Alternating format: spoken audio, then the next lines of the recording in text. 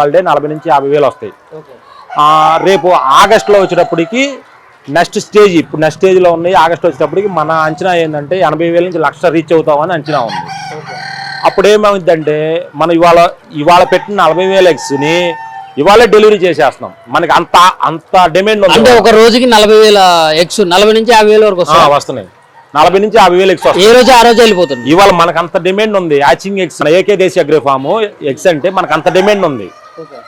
ఎందుకుందంటే మన దగ్గర పెట్టే ఎగ్స్ క్వాలిటీ ఎగ్స్ ఇస్తున్నాం. ఎవరికైనా ఆర్డర్ చేసుకున్న వాళ్ళకి క్వాలిటీ ఎగ్స్ ఇస్తున్నాం. అవును, మనం చిన్నవి ఉంటే ఇవ్వం.